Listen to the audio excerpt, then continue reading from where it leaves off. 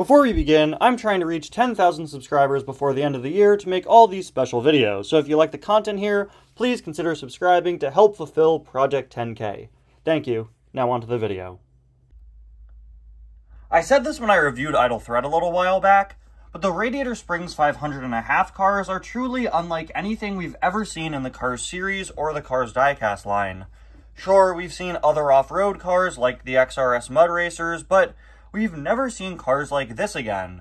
Cars that are specifically based on real-life dune buggies and other types of off-road vehicles. And Sandy Dunes here is kind of a perfect example of that. He's such a unique model and design, unlike anything we've seen before or since.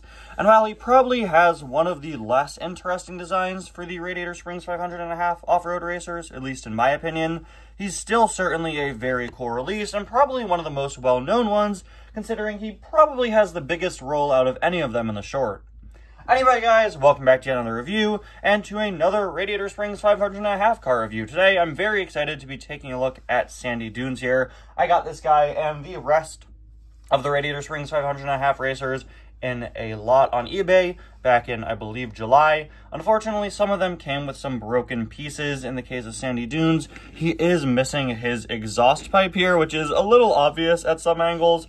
I don't really mind the way I display him. You're not really going to be able to tell, but from the back you can see it's missing. Here's an image from the World of Cars BDD French database, so that you guys know what that back area is supposed to look like. And again, unfortunately, it's attached in a very, very thin, flimsy way. It's all soft plastic, of course, so it snaps off pretty easily. It was, gone before it was even shipped to me, which is something I actually didn't even realize when I ordered all of these items. He and, I think, Shifty Sidewinder are both missing those back exhaust parts, which wasn't very easy to see on the listing, and I didn't even realize it. I think even in my haul video, I didn't realize it. I don't really mind, but yeah, just so you know, mine unfortunately does have a little bit of a back part missing, but like I said, doesn't really matter to me, and I hope it doesn't matter to you guys, considering the fact that a broken Lights and Sounds Mater won my previous poll, and people really liked it when I reviewed the broken Race Tow Truck Tom color changer a few months back. I guess you guys don't really mind if the items are a little banged up, and hey, neither do I. Anyway, I really like the fact that the top of Sandy here is all covered up like an actual dune buggy. I believe he's supposed to be a dune buggy. I was gonna say before I started this review, I was thinking, like, I don't think I've ever seen this type of car in real life, but no, it definitely is a dune buggy, and I honestly think the fact that they made Sandy's eyes orange kind of threw me off and made me not realize that. And I know that sounds stupid, but that's because on actual dune buggies, of course, you do have this covered top, and I didn't really realize until I looked closer that, oh yeah, he is supposed to have that covered top here, and they just made his eyebrows, or eyelids, whatever, the same color as the rest of him instead of the same color as the covered hood, which I think is perfectly fine, but it does make him look, in my opinion, a little bit less like the source material. I know that's so stupid to say. This guy really just say that giving eyes to the Cars character made it look less like a car. But you get what I mean. I feel like it kind of makes the covered hood part look a bit less like a covered hood, like a roof. Like an actual dune buggy wouldn't have a roof. This would be the roof, which would fold back and forth. And with them making his eyelids the same color as the rest of him, then it does make it look a bit less like that, I guess. Which is funny because, I mean, I like the fact that they made the eyes the same color as the rest of him, because if he did collapse his roof and the eyes were part of it, then the eyes would end up all the way over here, and that'd be pretty scary, and people would make really bad fan theories about how the Cars ate the humans or whatever it is this week. Anyway, of course, he's got this really nice and unique orange design. We've got his little angry mouth there, kind of looking like Royce Revsley from this angle with that very long orange front. Like all the Radiator Springs 500.5 cars, he does have suspension, but it really isn't all that much. I was really excited to get these because of their suspension, but I've since learned that they don't really have the same sort of suspension that like the XRS Mud Racers do.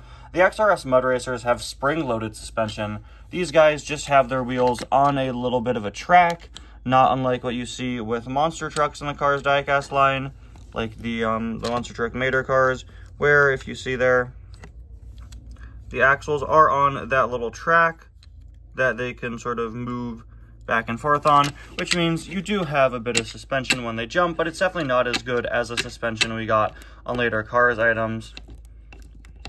You can see you could still pose him a little, but again, not as good as what we've gotten since then. I always love cars where the front and back wheels don't match. We've got some bigger back wheels here with this sort of black design in the middle there, and some more standard looking wheels up front. You've got, I'd assume, some sort of gas canister on the side, or like, I don't think it would be a gas canister. You know what I mean.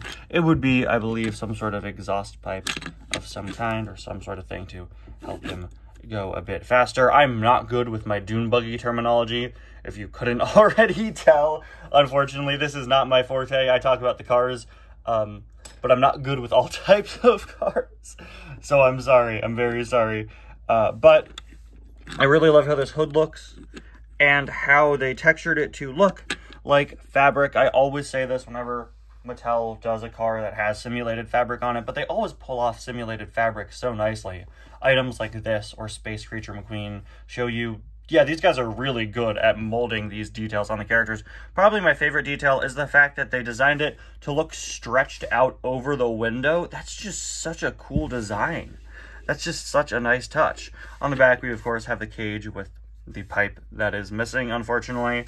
But on the other side, we do have more of that sort of stretched out window design, and I just think that's such a cool design choice. Really makes the character feel more alive and make it feel like it's in a lived-in world. I just don't want to know what happens to him if he retracted his roof. And finally, there is a look at the base with all the information that you would expect to see, of course, and also, of course, those wheels on their little tracks.